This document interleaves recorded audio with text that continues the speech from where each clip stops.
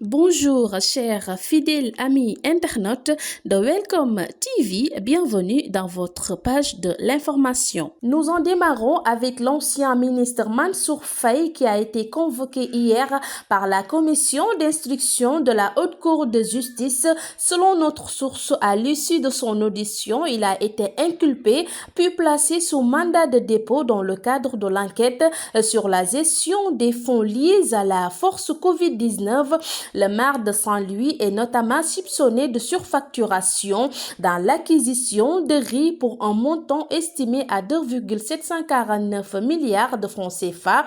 Ainsi, le cautionnement d'un terrain évalué à 5 milliards de francs CFA a été rejeté par la Haute Cour de justice dans cette affaire, a indiqué le journal. En justice également, lors de son audition de la division spéciale de cybersécurité, l'ancien ministre apériste Oumar Sow hier a été convoqué en lapsus dans des déclarations incriminées et a présenté ses excuses aux membres du parquet.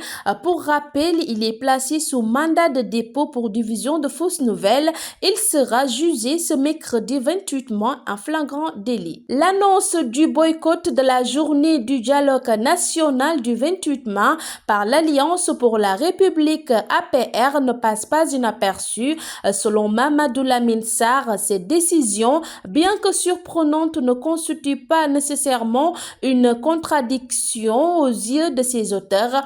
Ainsi, le PDS, le FDR, entre autres le Taxawu Sénégal, ont déjà annoncé leur participation à ce dialogue dont les principaux thématiques sont au nombre de 3. Il s'agit de démocratie, libertés et droits humains, puis au processus électoral et enfin des recommandations consensuelles attendues. À présent, parlons de l'actualité en dehors de nos frontières.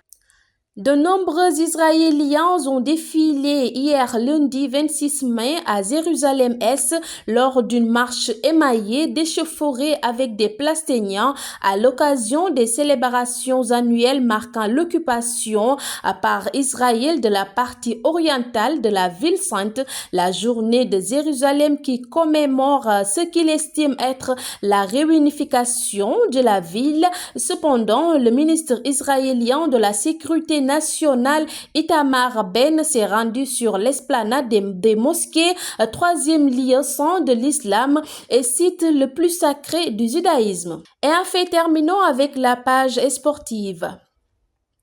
Le sélectionneur national du Sénégal, Pape Thiaw, a dévoilé ce mardi la liste des joueurs retenus pour les 2 prochains matchs amicaux contre l'Irlande le 6 juin 2025 à l'arrivée Stadium de Dublin et contre l'Angleterre le 10 juin à City Ground. Dans sa liste, on note une absence de taille interroge, celle de Sadio Mané.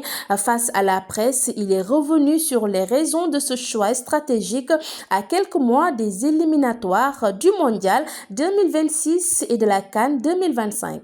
Voilà, c'était tout pour cette page de l'information. Merci de votre aimable attention. Surtout, continuez de vous escotcher sur notre plateforme digitale Welcome TV, la chaîne leader. D'ici là, prenez bien soin de vous. Merci et au revoir.